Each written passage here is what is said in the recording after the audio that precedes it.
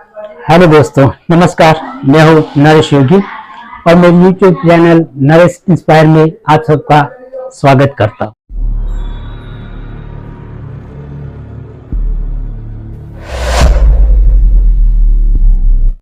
नमस्कार दोस्तों, हमारे सनातन धर्म के बारे में लोग ज़्यादा जानते नहीं हैं और कुछ किताबें पढ़कर जैसा पढ़ते हैं वैसा ही हमको समझा देते हैं। सबको समझा देते हैं कि तुम्हारे शास्त्रों में ये लिखा है, ये लिखा है, लेकिन उसका एक साइंटिफिक मतलब होता है और वो मतलब वो जानते नहीं है। पूरे बात को पूरी तरह से जान के, इसका मतलब जान के, इसके बाद जो बात करें वो सही है। एक है महाशय डॉक्टर जाकिर नाइक, उन्होंने हमारे शास्त्रों में से कहीं पढ़ लिया है, महाभारत में पढ़ लिया है कि हमारे महाभारत में मांसाहार खाने के लिए बोला गया है। भीष्म पिता ने युधिष्ठिर को मांसाहार खाने को बोला है, लेकिन ऐसा नहीं है। इसका साइंटिफिक और असली मतलब कुछ और है। तो पहले आइए हम पहले इस वीडियो को देख लेते हैं। हिंदू धर्म में मच्छी खाना कोई गुनाह है? मैंने पूछा कि हिंदू धर्म में मच्छी खाना गुनाह है क्या?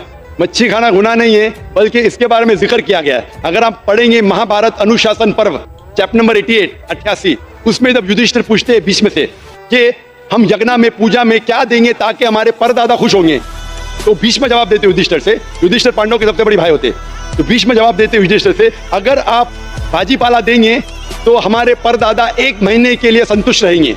अगर मछली देंगे तो 2 महीना, गोश्त देंगे तो 3 महीना, खरगोश देंगे तो 4 महीना, बकरा देंगे तो 5 महीना, सुअर देंगे तो 6 महीना, अगर बर्ड परिंदे देंगे तो 7 महीना, हिरन देंगे तो 8 महीना, अगर बफेलो देंगे तो 11 महीना, और अगर गाय देंगे तो पूरे 1 साल। पूरा मेन्यू दिया है, उसमें मछली भी दी गई है। तो इस्लाम में मछली खाने की इजाजत है, हिंदुइज्म में भी। ये गलतफहमी लोगों को दीगर मज़ाहिब से मिली। हेलो दोस्तों, तो आपने ये वीडियो क्लिप देखा। अब आपको मैं इसकी असलियत बताता हूँ, इसका साइंटिफिक मतलब बताता हूँ। पहले के जमाने में जब पानी साफ नहीं होता था, इस पानी को साफ करने का एक ही जरिया था, वो थी मछली। यानी कि लोग खुले जलाशय से पानी पीते थे, जैसे नदी, तालाब, कुआं, वाड़, ऐसी खुली जगहों पे पानी पीते थे। तो उस पानी को साफ करने का एक ही जरिया था मछली। यानी कि मछली को जल को दान करना है, मछली को जल में दान करना है। इसीलिए भीष्म पिता ने युधिष्ठिर को मछली जल में दान करने का उपाय बताया है, जिससे हमारे पूर्वज खुश रहेंगे। यानी पूर्वज यानी आने वाली पीढ़ी, पूर्वज यानी जो मर गए वो नहीं, मर गए वो हमारे पूर्वज कहलाते हैं। लेकिन हम यहाँ क्या करते हैं क्या नहीं करते, उनका पूर्वजों से कुछ नहीं लेने देना। हम जो कर रहे वो भविष्य के लिए कर रहे। इसीलिए मछली को जल में दान करने की बात है, ना कि खाने की बात है। तो जब हम भाजी पाला की खेती करते हैं, भाजी पाला की खेत में बोते हैं, और जो जब खाने लायक हो जाता है, जब वो पुष्ट हो जाता है, खाने लायक हो जाता है, उसके बाद 1 महीने तक उसको खाना चाहिए। 1 महीने से ज्यादा उसको नहीं खाना चाहिए। यानी कि 1 महीने तक वो सुरक्षित और हुष्ट पुष्ट रहता है और ताजा रहता है। इसके बाद इसमें कीट पड़ जाते हैं, कीटाणु पड़ जाते हैं और वो खाने के लायक नहीं रहता। इसलिए भाजी पाला को 1 महीने तक खाने की इजाजत हमारे धर्म में दी गई है। अब मैं बात करता हूँ रैबिट यानी कि खरगोश की। खरगोश को किसे दान करना है? गरीबों के घर में दान करना है, इसको खाने के लिए नहीं। लेकिन खरगोश देखने में जितना सुंदर और प्यारा लगता है, उतना ही शुभ भी माना जाता है।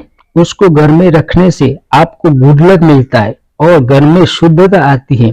इसके साथ ही घर से नकारात्मक ऊर्जा दूर होकर सकारात्मक ऊर्जा बढ़ जाती है।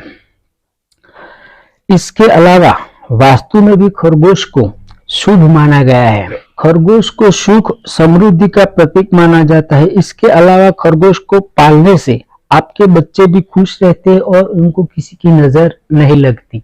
इसीलिए खरगोश को घर में पालने के लिए बोला गया है। घर इसको गरीबों को दान करने से वो अपने घर में खरगोश को पालते हैं और अपने बच्चे से खुश रहते हैं और अपना घर में एक सकारात्मक ऊर्जा पैदा करता है। इसीलिए खरगोश को दान करने की बात है, ना कि खाने।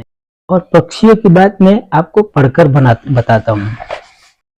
आकाश में उड़ते हुए पक्षी पर्यावरण की सफाई के बहुत बड़े प्राकृतिक साधन हैं।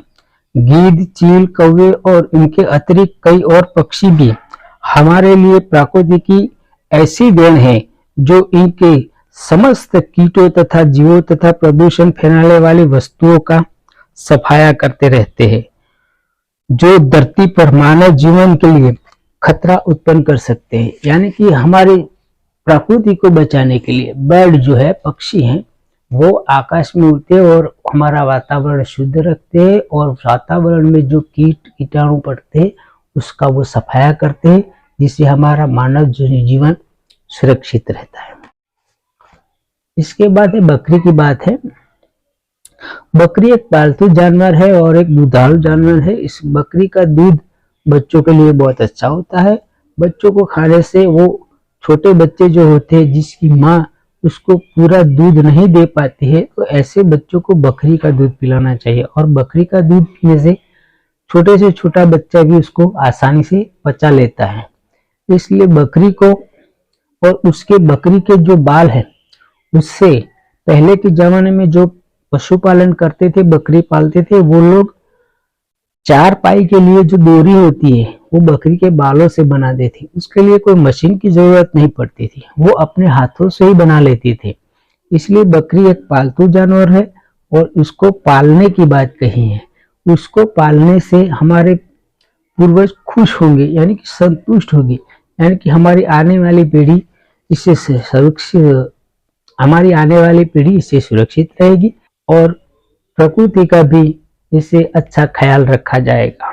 इसीलिए बकरी को पालने की बात है, ना कि इसको काट के खाने की बात।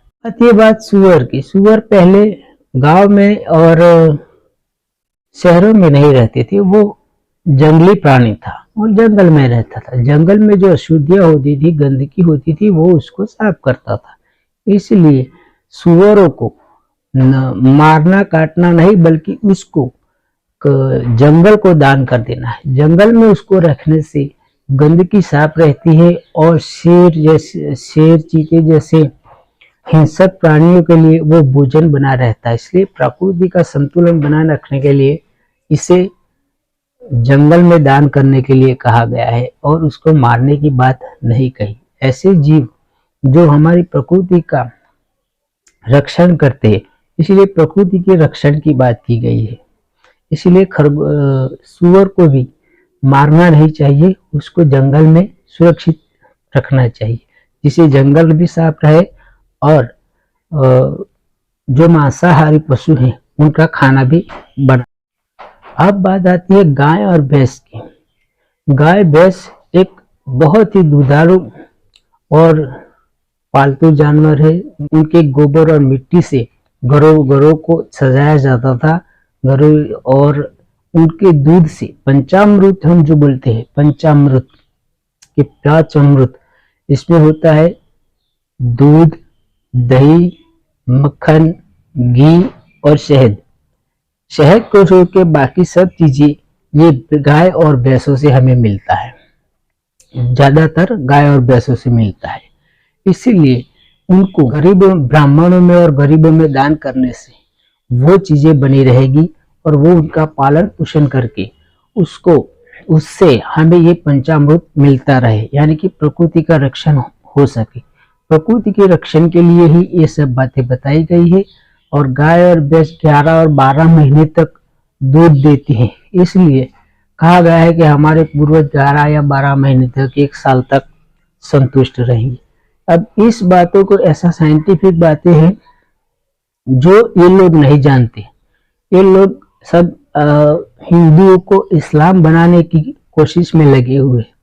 इस्लाम धर्म अपना लो, तुम्हारा हिंदू धर्म कुछ नहीं है, सनातन धर्म कुछ नहीं है, हमारा इस्लाम धर्म ही सबसे बड़ा है, ऐसा बताकर ये लोग हमें ठगते हैं। और कुछ लोग जो ना समझ है वो सीधी बातों को नहीं समझ सकती, वो लोग इस्लाम धर्म अपना लेते हैं। लेकिन मेरा आप सबसे निवेदन है कि जो कुछ भी चीजें पढ़ो उसको पूरी तरह से छानबीन करो, इसमें कहने वाले का भाव जो लिखा है वो तो ऐसे की ऐसे हम पढ़ लेंगे, लेकिन लिखने वाले का जो भाव है उसको हमें जानना चाहिए। गीता भी हमारा धर्म ग्रंथ गीता है, उसको भी हम पढ़ लेते हैं तो उसका ज्ञान नहीं हो जाता, इसका मनोमंथन करना पड़ता है। और सदगुरु के सिवा इसका मनोमंथन जो बहुत पुरानी धारा है उस धारा से उसको मनोमंथन किया जाए तब वो समझ में आती है। आगे इस बात कुछ नहीं कर सकता, लेकिन ये लोग जो हमें समझाते हैं वो सही नहीं है। हमारे सनातन धर्म में मांसाहार करना बिल्कुल ही मना है, इसीलिए हमें शाकाहारी बनना चाहिए और ऐसे लोगों की बातें सुनना नहीं चाहिए। जय गुरु महाराज, जय श्री कृष्ण।